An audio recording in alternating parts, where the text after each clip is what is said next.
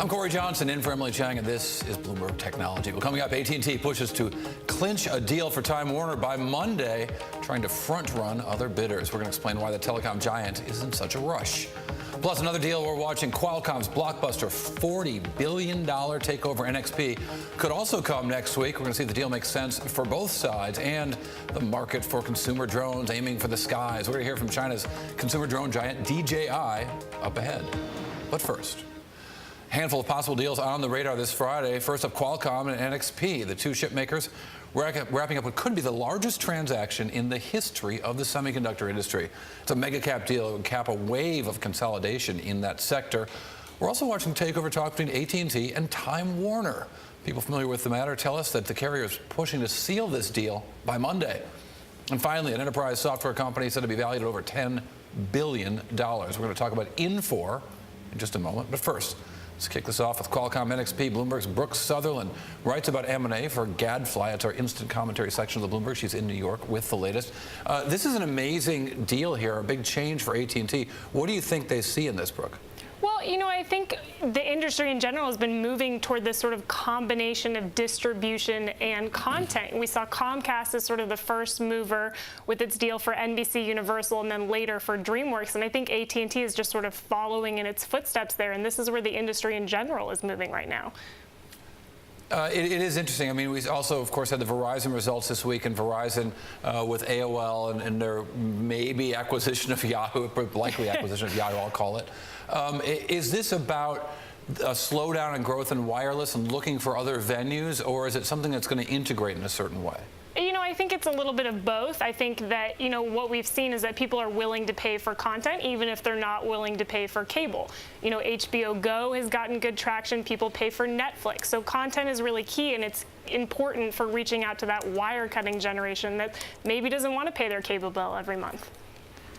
And then, of course, you know, we've got these mergers happening in the media telecom space. But then this semiconductor business is really amazing. We've seen so much activity in this sector. But NXP, Qualcomm, very different businesses, it seems to me. It is, and I mean, that's sort of the point, is that Qualcomm's really looking to diversify here. They want to move away from the smartphone market where shipments are stalling. They're facing a lot more competition as handset makers are bringing a lot of this production in-house. And so NXP is much more diverse. They're really a big player in the automotive market, which is seen as a growth area going forward for semiconductor makers. And so the idea is to diversify. You know, the question is whether it's too much diversification, and if Qualcomm's going to get in over its head here. I mean, it's going to be a massive integration effort of a company that's already in the process of integrating a deal. I remember we haven't even passed the one-year anniversary of NXP's acquisition of Freescale, and that was almost a $17 billion deal. So, yeah. I mean, this is going to be a very, very big undertaking for Qualcomm. Well, and indeed, that's what really got them in substantially into the automotive business, which, you know, is still a payment business, still an important thing for them. And finally, let's get to Infor. I sort of mentioned this. What is Infor? It's a software company. I mean, the most interesting thing about this deal is the size of it, which you mentioned, you know, sort of in your intro, over $10 billion. We haven't seen very many private equity deals of this size since the financial crisis. They've just been very difficult to get done with the financing environment, and, you know, companies have sort of moved away from the club deals that were the hallmark of 2008, and something this big is very difficult to do just for one private equity firm. So I thought it was very interesting in the Bloomberg story to see that the companies are actually talking about maybe doing a club deal again, which is going to be a very interesting phenomenon if we start seeing those coming back. There's a lot of deep pockets looking to do deals, so I would imagine it's probably possible. Bloomberg News deals reporter Brooke Sutherland. Thank you very much. All right, well, hackers temporarily shut down access to a lot of websites across the internet around the world on Friday, primarily in the U.S. The issue appears to be with domain name service hosts, in particular a company called Dyn. Dyn reported the first attack around 7 a.m. New York time this morning, left millions of people without access to Twitter. Good Lord, imagine no access to Twitter and Spotify and the New York Times, among other sites. Well, two other waves of attacks followed later in the day. Joining us now to discuss what happened and why, Brian White, COO of Red Owl Analytics. Always good to see you.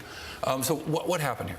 Yeah, there was a massive distributed denial of service attack, and it targeted against the DNS, which Dyn hosted. And so essentially, what's happening, to put this into layman's terms, is somebody went after the post office, and the post office didn't know where to send packages, and that's what essentially happened here. And why this is concerning is it went at the fundamental infrastructure, which connects people to sites like Twitter and Spotify, et cetera. And so, why would someone possibly want to do this? Like, what could the motivation be? I mean, the phishing attacks and all that stuff, I get that. Shutting down lots of websites, is this some crazy kid in an Estonian basement somewhere? Or? Yeah, first, let's segment what happened, right? They took advantage. They used a botnet. So they took many computers together, and what they're taking advantage of increasingly are all the internet-connected devices. These are our webcams. These are all the internet-connected devices we have. And so they have unprecedented scale to start to launch these types of attacks. The second, in terms of why they may do it, that's unknown. There's a couple of different ideas out there, and I think there are two that are worth mentioning.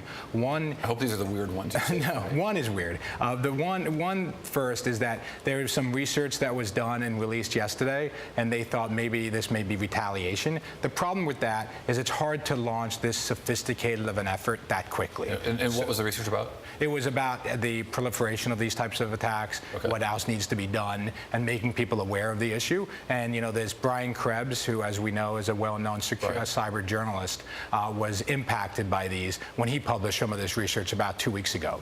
And then the second idea, which I think is probably the more concerning, and you'll appreciate it, is are people now probing the fundamental layer of the infrastructure, and they're thinking about what is really interconnected, and how, if I target Dyn, what else can I do? And are they probing our systems to really understand just how interconnected we are? Because that could be a state-backed hack, so they want to sort of see how the internet works so they can try to attack it in a time of war. Yeah, because it's difficult to know. Like, we didn't know until today that Twitter and Spotify gave all their business to Dyn. That we've disclosed today. Some may know that. There's only a few of them that do that type of service, but now they know that, so they gain some insight. I don't know if that's really real, but if you want a conspiracy theory, that's as close as I'll go with you. I want a conspiracy theory. You know me well. These kinds of state-sponsored attacks start to get interesting, and there's some history here of a couple of countries, Russia, North Korea, China, the U.S., Israel, right? All countries that have used cyber attacks to achieve certain goals at certain times of conflict. Exactly, and I think what we're seeing now, and particularly in the election season, obviously Russia is front and center. Who would have imagined that we'd have this much coverage about what Russia is doing, and their potential relationship with WikiLeaks and the disclosure of the emails. But the reality is that there's quite a bit of capability out there, and we don't know exactly what everybody is doing.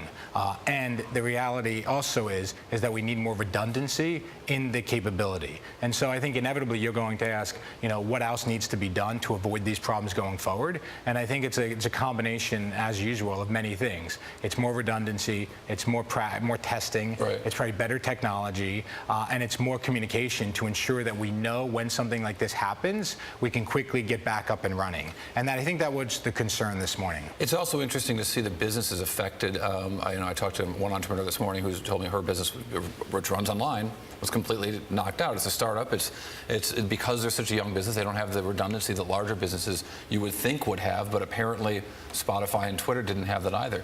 Could this lead to businesses, which are substantially internet businesses, having sort of dual publishing methodology or dual capabilities on the internet so that they are not so dependent on any one vulnerable source? No, I think what they may do is they may go to more and more providers like Dyn to give them more redundancy, which many of them do already. But this is the path that we're already in. We're so reliant on this. I mean, GitHub was also impacted, and we use GitHub, as many software companies do. So a lot of people were impacted by this that you wouldn't normally think about, and that's not going to change the way that we develop software, the way that we interact, the way that people shop. They're all reliant on this system. Interesting stuff. All right, Brian White, good to see you. Thank you. Appreciate it. Brian White, COO of Red Owl Analytics. Well, coming up, Nintendo announcing the launch of its latest gaming console. We're talking to one of the developers working with the gaming giant on what we can look forward to next. And later, we're going to look to the skies. The world's largest maker of consumer drones, DJI. We're talking their Mavic Pro, a new competition for GoPro and others, and their research plans in Silicon Valley. This is Bloomberg.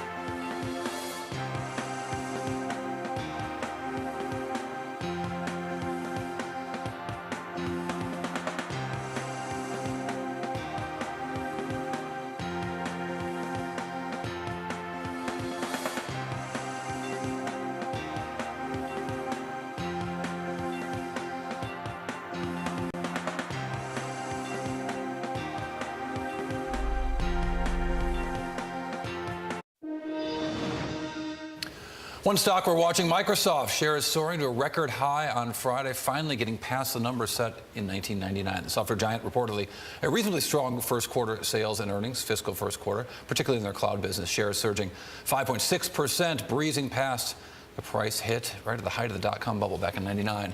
A rally spurred on by enthusiasm, particularly for its Azure cloud business. Well, Nintendo is switching things up, trying to regain a foothold in the gaming console market. The company unveiled its long-awaited device, the Nintendo Switch. Will let gamers play at home and on the go. The gaming giant reaching out to third-party developers to bolster its game offerings. One of those developers, Unity Technologies, a San Francisco-based game development platform, creates software for some of the top games, including blockbuster hit Pokemon Go. But will this be enough to help Nintendo and others? Let's talk about Unity with Unity's CEO, John Riccitiello. John, great to see you. Great to see you.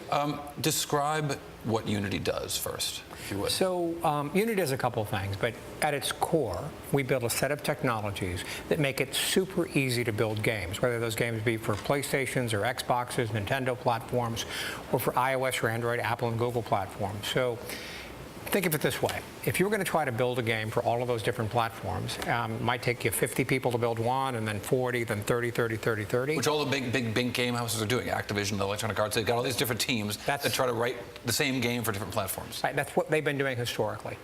And if you write it in Unity, first off, there's so much that's there in our code base that instead of those 50 people for the first application, you could probably build it with 20. So you can do it cheaper, better, faster. And the second thing we enable you to do is essentially hit a button, hit return, and you capture all the platforms. Write once, deploy to all the platforms. So we're a content enabler. We think of ourselves as super advanced paintbrushes for content builders. You make better stuff faster and cheaper with Unity. There was once hope for object-oriented programming, right, where you just essentially have a bunch of complete blocks of programming and just kind of stack them together and have your program written already. Is that part of the notion here? Well, that's a metaphor, but I'm not sure it's the perfect metaphor for what we're doing. I would say if you're looking for a metaphor, instead of writing a game, I usually am. If you're trying to write a game, you're going to pick a programming language appropriate for the platform, and so you're going to start basically with a lot of letters and text and syntax. It looks like programming. In the case of Unity, you basically draw the game. You draw the car, you draw the racetrack, and then you use scripting to sort of connect the car to the racetrack. And because you've built the game as opposed to written the game, we can compile the code on any of these platforms. So you basically create once, deploy to all the platforms. Saves time, money, and energy for developers, which is why, by way of example, in the month of September, 9 of the top 20 games on mobile were built in Unity, or why over half the games in the world today are built in third-party engines like this, and why about a third of the games built in the world, a third of all games built in the world are built in Unity, or why about 70% of all AR and VR today is built in Unity. It's better, faster, cheaper to get there. I want to kind of run through what's going on in the world of gaming right now. Now, you mentioned, or I mentioned Nintendo just briefly. They've got this new gaming device, right back to their original roots of sort of the handheld gaming. Your take? Well, I mean, first off, if you take a look at Nintendo, and this is why we live to enable content creators like Nintendo. And Nintendo's created some of the most incredible intellectual property in history. Right. And one of the things we're proud to have helped power is the Pokemon Go franchise that Niantic realized recently and launched, built on Unity, super successful. And at the recent Apple event, they announced Mario. And to be honest with you, I think the world's been waiting for this. It's going to be a gigantic hit. In terms of their new Switch platform, of course, I've seen it. I've seen the releases. We are working with them. I'm sort of in an NDA situation to say more than I actually know about it because we are partners to Nintendo. So this is one of the things I tell you. Nintendo surprises you every time. They're innovative, they're different, and at times when they nail something, they hit the ball out of the park, and that's what I'm hoping for. So Sony VR is out. Oculus has gotten maybe more attention than Sony VR, but it looks to me like Sony VR is in a much better position because they've got so many machines out there. What do you see happening on the content side in terms of development? Is anyone starting to do really big games? Big games, I mean immersive games that take hours and hours to play, not 15-minute sort of drive-by experiences? Well, that's a long question, but I'll tell you, it's such early innings in the industry. I think of where we are in VR as sort of the pre-launch era, the tape and bandage perspective. What I mean by that is Oculus and the guys at Vive, up at Valve, and what Sony have done is so incredibly innovative. And if you've seen these things at their best, it's a transformative experience. So that long-term notion that we're going going to be living in VR, living in AR. I believe in that. This Really? $100 billion notion 5, 7, 10 years out, I believe that'll happen. And I've seen some of the best experiences. And for your readers or your watchers in New York, go into the void at the Madame Tussauds and try the Ghostbusters experience. You're not tethered to a chair. It's mobile. You're running around. You are blasting ghosts. It's incredibly fun. It is tomorrow, that kind of location-based entertainment. So, right now, to try to handicap, Sony versus Oculus versus Vive versus all the many others that have come, seems to me a little bit like wasted energy. Remember, it was Nokia versus Ericsson versus Motorola for the smartphone stakes back in 2000, 2002, 2004. Well, Palm, don't forget the winner. Oh, no. They were the ultimate winner, weren't they? I had a trio, so I know. These things were all there. And by the way, I believe that Sony's going to be one of the winners, and Facebook and Oculus are going to be one of the winners, and the guys at Valve are incredibly innovative. But my point is, trying to handicap this now is sort of like, I don't know, we're talking about carburetors and cubic inches of engines in cars, as opposed to the experience that comes out of the back end. Remember just 7 years ago, we were talking about the power of the CPU in your phone. Right. Now we're talking about what you get out of it, the experience you get with the new iPhone 7, or all the other Android devices that are doing so incredibly well. My point of it is this. It's going to be gigantic. We're such early stages is that we're measuring the winner of a marathon on the basis of the first 50 feet of the race. We know it's going to be glorious, but trying to handicap one versus another seems wrong. But you see the development happening big time in terms of new games. Yeah, I mean, the amount of development that's being done in Unity right now, we see a lot. I've never seen anything like this. I remember when Sony launched the PlayStation. I've been in the game industry a while. And when that came out, disc-based, it was a spectacular transformation in the industry. And the number of people that entered the industry, that are still in the industry, it changed everything for console. Right. And I believe we are at that point right now. I believe it's believable, seriously, that VR and AR are going to be bigger than the gaming industry in total by a very wide margin, because it will encompass both gaming and lots of other things, whether it's travel, or I've seen some technologies that allow me to talk to you as if you're in the room with me when we're not. And that it's like watching TV. John Well, it's better than that. John Rictello, Unity Technology CEO. Really good to see you. Appreciate you coming by. Thanks, Corey. All right, we'll be right back on Bloomberg Technology.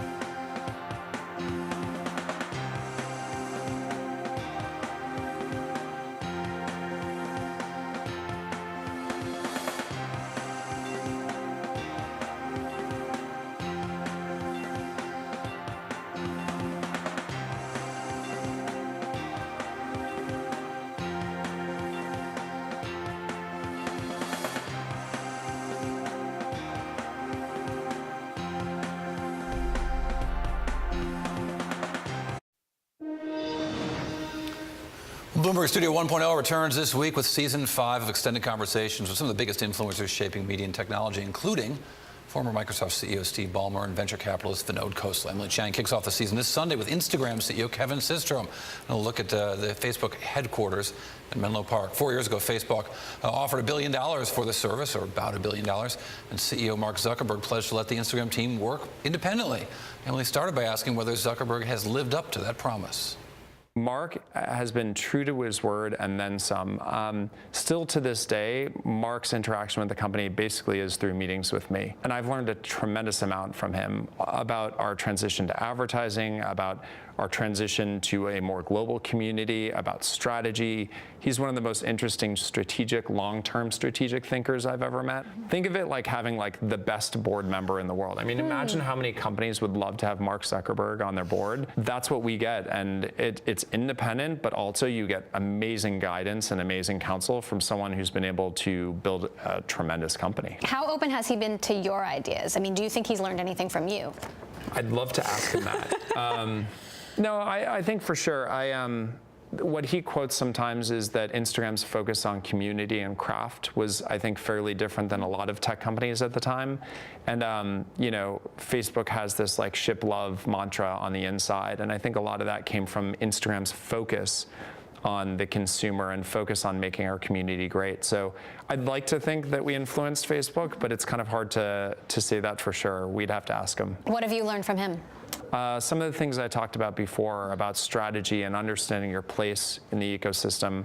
I think our transition to advertising was an interesting one. I was of the belief that if we had fewer advertisers, they'd be higher quality, and it actually turned out to be the opposite. If you have more advertisers and you're able to bring in an entire ecosystem where they compete against each other in an auction, you actually get higher quality advertisements. That's something that I didn't realize at the time. And I remember him saying, I felt the exact same way when we introduced advertising, and it turns out there's this other thing. I was able to learn a lot from him there.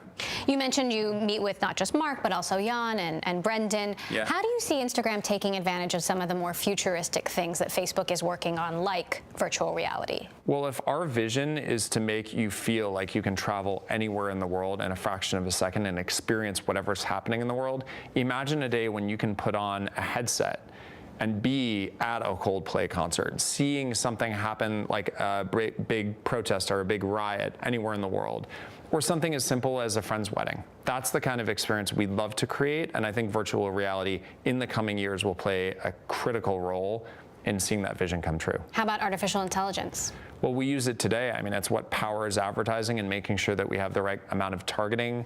Do you see more of it in the future? Oh, for sure. I mean, one thing I've learned through the history of Instagram is that the more personalization you have, if we can have an experience that caters to you the individual, if we know your interests, if we know what you engage with, we can use machine learning and artificial intelligence to make a much, much better experience for you on Instagram. That was Emily Chang with Instagram CEO Kevin Systrom. Don't miss the full episode of Bloomberg Studio 1.0 this Sunday, 9 a.m. Pacific, 12 o'clock back east, right here on Bloomberg Television. Well, coming up is the Chinese tech giant Leiko is aggressive enough to push Amazon and Apple out of the way. We're going to talk to the company's R&D head next. And if you like Bloomberg News, check us out on the radio. You can listen on Bloomberg Radio app, the Radio Plus app, or Bloomberg.com. In the U.S. and Sirius XM on station 119. And in New York, Boston, San Francisco, D.C., we're there on Bloomberg Radio. This is Bloomberg.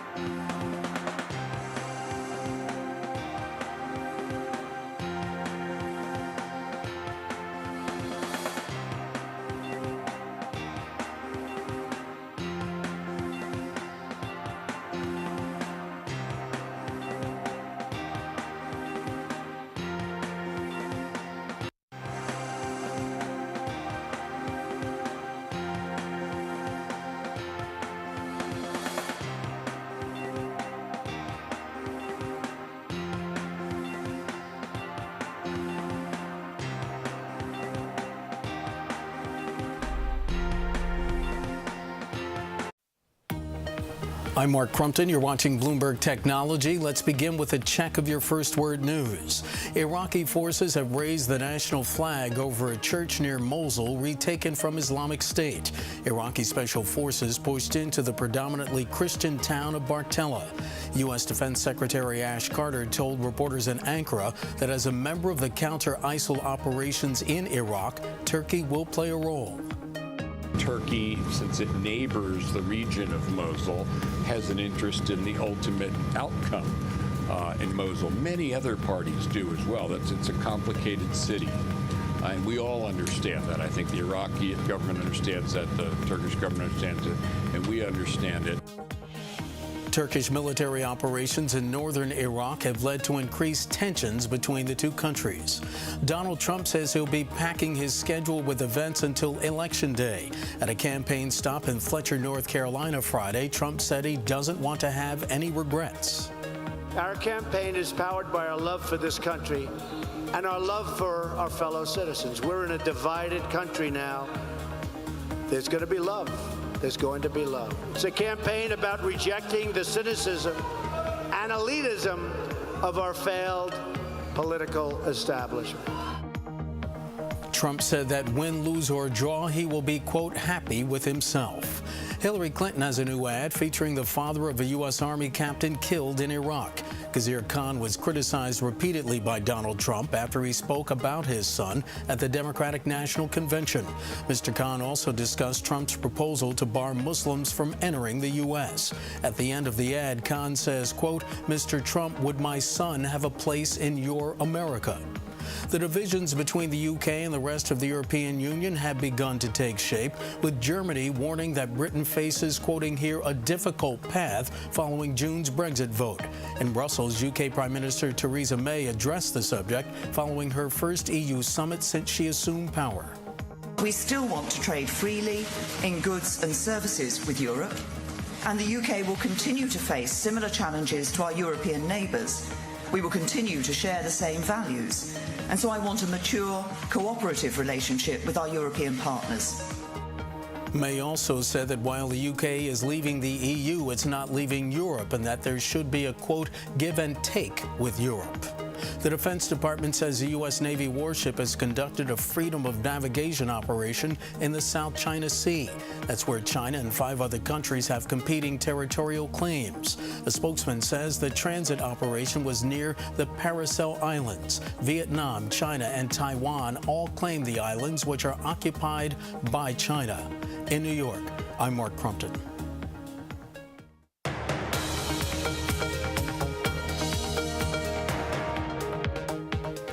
This is Bloomberg Technology, and I'm Corey Johnson in for Emily Chang. Well, Chinese tech giant Leeco hopes to push into the U.S. market with a number of new devices, including VR goggles, televisions, and even a smart bike. Leeco's head of R&D is Rob Chandhook. He's former executive at Qualcomm and a company called Helium. Bloomberg's Selena Wang sat down with Chandhook and asked him why he leave Qualcomm to join a company that most people in the States have never even heard of. Well, I had actually heard of Leeco before, but I heard of it when it was LA TV. And so I knew a little bit about it from Qualcomm. But really what interested me was the ability to actually reach all the way directly to the consumer. A lot of my work over the previous years has been building technology that I hoped would get out to the edge of the consumer devices, like what I did with AllJoyn and some other things. But at Leeco, I can actually influence a global market around consumer products, and that was very exciting to me.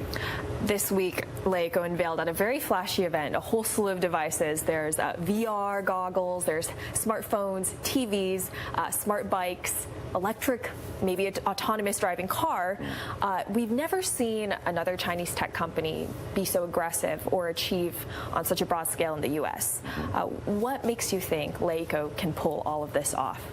I think one of the things that's different about Leeco is that we're not starting from the hardware-centric approach to it. There aren't little silos building each of these pieces of hardware. We're actually trying to build this content-first ecosystem, and these devices are part of that ecosystem. So when we make a great TV, it's because we want to drive quality in the video and the entertainment experience that our users are getting. When we do it with the car, we want to make sure that as how we use cars changes, we change how we consume media in that setting as well. So I think that content-first approach is going to drive a different way of thinking about the market, which I think will benefit the consumers. Right, I understand that. Leico is primarily this content business that then built the devices to be able to better access all of that. But we are seeing a lot of U.S. tech giants like Amazon, Apple, Google also trying to build this ecosystem between its content and devices. How is Leico's strategy really so much different than that? Well, I'm not sure you can say at the very top that it's completely different, right? I mean, we are content first. We are really focused on this iterative user experience development. So our up-to-you policy of actually soliciting this really live feedback to the point where on a monthly basis we might be adding features to the devices like the phones or the TVs in order to sort of make sure that our customers understand that they can influence how the products work. It's why we spec our devices so high-end, is so we can keep updating the software, so as long as you have that TV, it starts to delight you even more. Do you think there's room for another ecosystem player in the U.S. market? I mean, it's a very mature, saturated one. Absolutely. I think if we were just coming in and saying we are just doing one of these verticals, like if we were just trying to do phones, I mean, I've been around that for a long time, and I think that would be tough. But the fact is, we're going to not only build an ecosystem with our own devices, but we're really open about plugging in other people's devices. We recognize that the world is a place of many brands, and we think we can be a platform that other brands can come and also be part of the ecosystem. The up-to-you strategy is pretty interesting. I think it really contrasts to, let's say, Apple, which has kind of always told the consumer, we know what you want. It's going to be so great that you're going to want it. How would you compare why the up-to-you approach will work better? Well, first of all, I think there's a lot of tech right now that we've sort of got a foundational understanding of what we have to do. We kind of know what entry levels or the basics of smartphones are. We know how app stores should work, and we know how those ecosystems work. But beyond that, there actually are ways that people use their devices in different segments differently. And we think the up to you will allow us to listen to that and help drive that sort of customization over time. Up to me approaches can be good when things are starting, and there's no substitute for a great designer.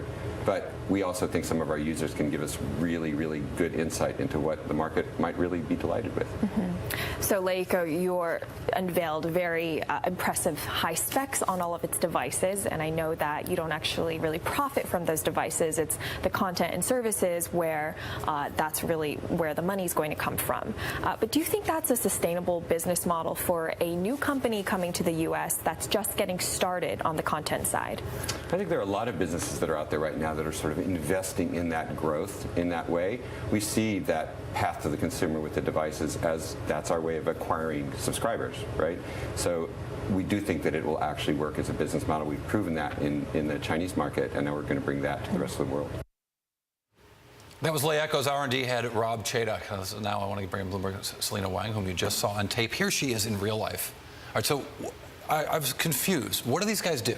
So at the core, they have this Netflix-style content streaming business, and then they have a bunch of hardware from smartphones, TVs, virtual reality headsets, a smart bike, and electric self-driving car initiative. So they're Netflix and their Schwinn and their Samsung. So let me take it back a little bit. Yeah, I think they do liken themselves as kind of a young Samsung, although this is not a great time to be comparing yourself to Samsung. Right. But that being said, doesn't blow up. They started in 2004 as a content streaming business. They were one of the first to have this paying subscription model back when, a lot of companies were doing pirated content. And then their CEO said, okay, we want to be able to get this content to easily stream across devices. So that's why they pushed into all this hardware. And I think it's important to remember that their content streaming business in China is enormous. They have more than 730 million users. What? I know, so it's insane. That's nearly 10 times the size of Netflix. I mean, it's more than the U.S. population. They have a huge entertainment production unit, so they produce some of their own original content for their web streaming site, kind of how Netflix has House of Cards, Game of Thrones, things like that. So they have a show called Go Princess Go that has insane number of views, and it's about a guy that gets transplanted back to ancient China, but is trapped in the body of a princess. It's interesting. Wow. Now, is that the thing that they're best at, and how does that translate into making quality electronics? I mean, they're going to have a lot of struggles, I think, in the U.S. They do have very high-spec products. There's pretty impressive phones and TVs at very low prices. So they make no profit on that. They are actually losing money on every smartphone that they sell. But they feel that hoping to make it up on volume. That doesn't work. they're hoping to make it up with their content subscription service. That works okay in China because their content business and services business has already, reached scale. But in the U.S., they don't have a lot of edge over a lot of the subsidized hardware that is fed LAECO content, so you get the hardware cheaper. Not unlike the cable industry, right? Where you get a cable box that probably costs the cable company $600 to $1,000, but they know that's going to keep you using the cable system. Exactly. I mean, to start out with, they're making it an open platform, so they are working with a lot of different streaming sites and say, you join, you buy our hardware, we'll give you this subscription service for free. And then, in coming months, they're going to assess how they're going to actually monetize that and charge consumers. But they've also set up a huge entertainment unit in LA. They hired an old Paramount president, and he's working on making original content for U.S. audiences. Wait, another original? So you got HBO, Showtime, Netflix, Amazon, Hulu, all of the networks, and now LAECO in Hollywood? Yeah, I mean, do you know that Great Wall movie coming out with Matt Damon? Yep. They are the ones behind that. So they not only want to, in the U.S., produce these blockbuster English-speaking movies, they also want to make TV shows. Really interesting. So basically, everyone in Hollywood, selling content seems like it's a business to be in Hollywood right now. It does, and you're seeing more Chinese money in Hollywood. I mean, look at Alibaba Pictures; they're behind a lot of big blockbuster movies too now, and LAECO is just going to be continuing to be a big force in Hollywood. Any notion of how big the company is revenue-wise or anything like that? I mean, let me just break it down a little bit. So they have kind of three big entities all tied together by the CEO, who has a big stake in all of them. So there's LeSi, which is a publicly traded content streaming part. There's LAECO Global Group, which is the massive slew of like the LAVR, LAMobile, LATV, LeSi, all those different companies. That they want to take that company public in the U.S. That's another entity. And then they own one of the largest ride-hailing companies in China, Yidao, and they also YT, the CEO, is a co-founder of Faraday Futures, an electric driving initiatives in LA, and they have a big plant in Las Vegas. Not in light of ambition, LAECO. I'm glad you brought this to us. Selena Wang, thank you very much. Appreciate it. Thank you, Corey. All right. It's Bloomberg's Selena Wang. All right, coming up, a story we've been following. New York State has enacted one of the toughest restrictions on Airbnb in the country. It was already illegal to rent out apartments for less than 30 days in New York, but this new measure, signed by Governor Andrew Cuomo today, adds a $7,500 fine to people advertising these illegal rentals. Backers of the measure argue that Airbnb hurts existing hotels and takes residential units off the already expensive housing market in New York City. On the other hand, Airbnb says it helps people make money when they're out of town. Airbnb filed a lawsuit against New York immediately after the bill was signed into law. Still to come, the Chinese company dominating the drone market sets its sights in Silicon Valley. We're going to look at DJI's expansion plans next. And this week on Bloomberg Television, we're going to bring you some of the best interviews of the week, including a lineup of power VCs from the Vanity Fair New Establishment Summit. Our conversations with Bill Gurley, Shervin Pershivar, and Chamath Palihapitiya, among others. Yes, I said Chamath Palihapitiya. That's how it takes practice, but it can be done. That's on the best of Bloomberg technology. This Saturday, this is Bloomberg.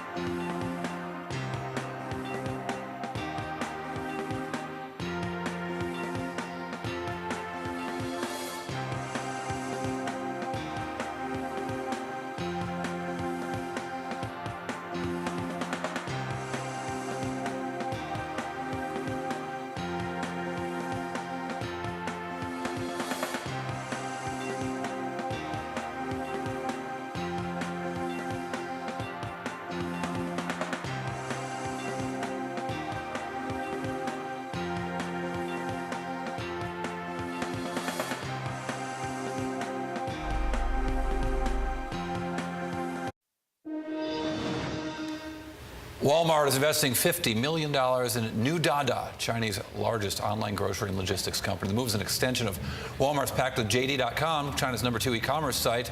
New Dada has more than 25 million registered customers, delivering to more than 300 cities. The world's largest consumer drone maker is setting up shop in Silicon Valley. DJI is the company, opening a Silicon Valley R&D center to recruit engineering talent. Comes at a critical time. GoPro trying to crack DJI's market dominance with its Karma drone. Joining us right now, DJI's Vice President of Engineering Systems and Applications, Darren Liccardo. So this thing is a really interesting device. Is it pedantic to compare it to the nascent GoPro device? Possibly. We think the Karma Pro, which is what you're talking about, is or the Mavic Pro is going to be what's in people's stockings for this holiday season. It's finally something that's small enough, that's portable enough to really take anywhere. And that portability. Well, what do people want when they want a drone? So for consumer, they really want something that's accessible, easy to use, something they can take with you on a day hike, still have room for everything else you would normally take with you, and not sort of fill up an entire backpack. A backpack. You want to see one? I do want to see one. All right, let's break pull it out. So this is my day hike pack. I'm actually going to go hiking tomorrow. So this put is it up here to see this thing. What I hike with, and it's got my my jacket in here. Got my water bottle, and oh look. And a bucket of beer. That's it? A Mavic Pro. Wait, so I actually tweeted a picture out of this when it first came out. This is the drone? That's the whole thing. It's got a camera already built into it. It's actually got 5 cameras open it up so I can see. Yeah, absolutely. So it actually has 5 cameras. That's of course, tiny. It has, and what about the controller? So the controller, you can actually control it directly from your phone if you don't want to carry a controller with you. But we also have a really cool new little controller. So there's the whole thing folded out, ready to fly. You can control it from your phone. You have a little bit of a limited range just because of Wi-Fi. But then if you want to go a little bit further, too. It's interesting. In the pictures, it didn't look as tough as it seems to me. Yeah, no, it's feels very high quality. Looks like a little Xbox controller or something. New kind of game pad style controller, nice and portable. Still gives you that stick feel, for those more traditional RC Pilot types. So compare this to the competition. Let's compare this to, we've got some stats actually comparing it to the GoPro device. Yeah. Is the GoPro, and I'm going to ask again, is the GoPro device the one thing we should be comparing it to? No, not really. I mean, this is everything that we have in a Phantom 4, but in a smaller package, actually more capability than that. We've added. Lighter than the GoPro device. It's a lot smaller when it folds up. It flies faster and for longer. Yep, and we've got 5 cameras on here. So we do collision avoidance going forward and looking down. So it really helps you prevent you from hitting stuff, makes it super easy to use, and lets you focus on the creative aspect of collecting the photos and videos that you want to take. Who buys these things? So, it's consumer, prosumer, right? I think what we're seeing in the industry is, smaller, lighter is better for consumer. But interestingly enough, one of the things we're here in Silicon Valley to do is also explore industrial and commercial applications. And we're getting a ton of interest on this platform, but also on many of our larger vehicles. We build a set of very large, capable payload lifting vehicles. Payload lifting? What kind of payload? So we can do 6 kilograms on our Matrice 600. That's a pretty sizable payload. That means you can take basically a broadcast quality camera if you like. You can also put sort of any other hardware you want, specialized sensor hardware, LiDAR if you want to do inspection, mapping, a ton of interesting applications where normally they've either been addressed with very expensive sort of manned aviation applications or haven't been possible at all. And what are we talking about in terms of cost? For which? Mavic? For this, yeah. Yeah, so Mavic Pro, we've got a few different packages. Under $1,000, you can get Mavic Pro and the controller. You can go a little bit further, get an extra battery for $1,100-1,200. And, is $1,000 kind of the sweet spot there, staying under 1,000? Kind of the sweet spot. Clearly there's a range of demand. I think even lower priced. In fact, if you don't want the controller and you just are happy flying with just your phone, then you can just get the drone itself for $799. It's an interesting business. The professional market is kind of the X factor here. But how big is this the the market for just the novices, people want to fool around with these things and take pictures? Yeah, so that's the market that's exploded this last year or two. And define exploded. I mean, exploded is I mean, we don't talk about specific numbers, but massive, really massive market that's exploded around like consumer. Across all companies in this market, what are you talking about? 5 million units sold? I mean, I'm sure at least across all products. Because in technology, we talk about exploded, we think about Samsung Note 7s, and I don't want you to go that way. That's right. But all right, so we're talking about a market right now about 5 million people, but the professional market presumably is more elastic, both in terms of size, but also in terms of, or maybe not in size, but in terms of how much they're willing to spend. That's right. But what's interesting about the professional market is there's a ton of interesting value on top of the vehicle, and so we think the drone is really the platform that enables these kinds of industrial applications. So that value stack, there's a lot more money to be had per vehicle in terms of addressing applications like inspection. Does DJI have ambitions in terms of sort of data collection, analytics, all the software that will go with that kind of thing? Absolutely. So we build a software development kit that allows you to treat this vehicle as a platform. Really, we want to enable all of these third-party applications and all of these professional applications by allowing people to take our vehicle and build their stack on top of it. Last question, if you get one thing regulatory-wise, if you get your dream, one thing to be changed or in the regulatory environment for drones, what would it be? Yeah. So we're working hard on that. So we have Part 107 rules, which allow you to do commercial operations line of sight now during the day. In other words, as long as you can see the drone, you can do it. That's right, exactly. We're really looking for beyond line of sight operation. We think once you get there, you allow complete mission autonomy, and that's where you get the labor savings. So a farmer can check all of his fields, not just one, and things like that. Exactly. A pipeline can be explored while he's sitting inside drinking a cup of coffee. Really cool stuff. This thing is cool. Johnson girls might have something in their Christmas stocking of those lines. All right, cool. Darren Liccardo, Vice President of Systems and Application Engineering at DJI. I appreciate it. Thank you. On a Monday on Bloomberg, we're going to catch up with the always colorful T-Mobile CEO John Legere, so-called uncarrier, reporting earnings before the bell. We're going to bring you the details. He'll surely be tweeting those, maybe with emojis. We can only hope. The coach certainly hopes so. All right, the International Space Station is getting 3 new tenants. We're going to bring you up to speed on the latest crew and a possible explosion on Mars. That's next. This is Bloomberg.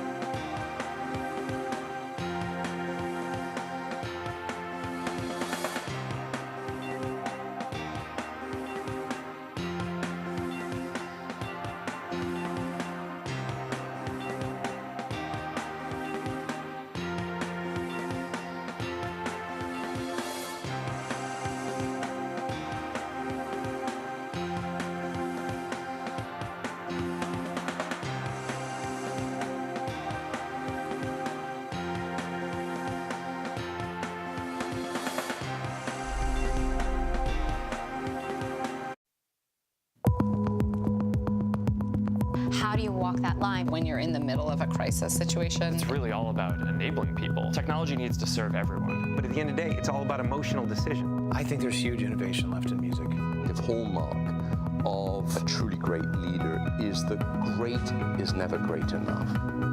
500 million users is a big feat. It's got a life of its own. Don't get in its way and make it awesome.